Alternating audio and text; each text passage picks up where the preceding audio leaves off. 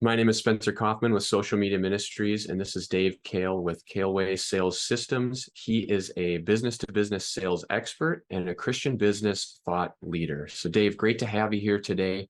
We're talking about wealth. What should Christians do with their wealth? Well, honestly, I think three things. Number one, I think they need to take care of their families. That's first, and of course, there's lots of interpretation of what it means to take care of, but certainly that's first. But then I think you really have two options and two things that you should do.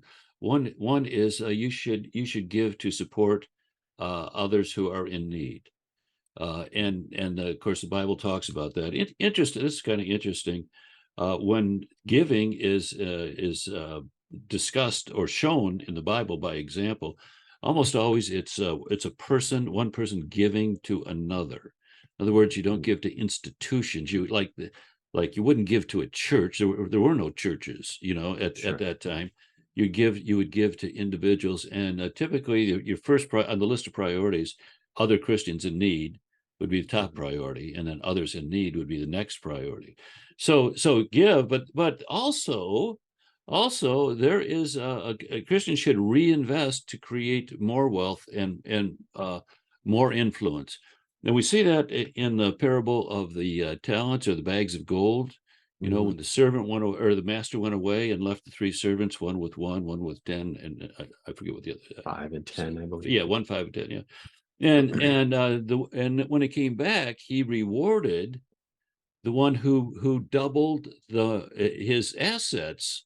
And if you recall, he said, come and share a banquet with me, and I'm going to give you more to be responsible for. So in other words, the master rewarded the servant who increased his wealth by more wealth and a closer relationship to the master. And that's a parable. And I think there's a truth in that Christians who can increase the wealth, that creates more power and more influence for Christ. And they ought to do that. And they're rewarded by even more responsibility and a closer relationship with Christ. So there's three things Christians should do with their money.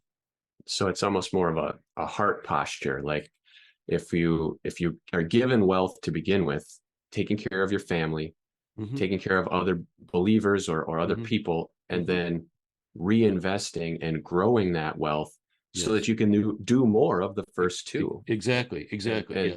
And we see that, like you said, biblically, with the people who were good stewards of their master's wealth. They didn't do it for them. They didn't say like, oh, master, here you go. I doubled your money. Here's yours back. Now give me my reward. They said, no, hey, out of love and devotion for you, this is what I have done. Yes. And so like that parable you said, it's if we treat that in the same way as God, then there's no reason we shouldn't continue to grow and keep that wealth.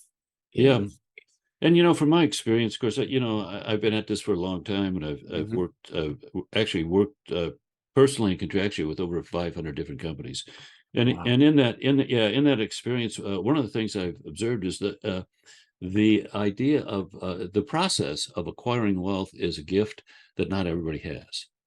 There's a lot of people might strive for that, but there are some people who are gifted in that, and that's a gift, just like music or the ability to write poetry or whatever it is. That's a gift from God, and people who have that gift should, as anybody should with their gift, should exercise it and nurture it and develop it and fuel it. Right, because if we don't, we're like that other servant that buried our gift in the ground. Exactly. Yep. Cool.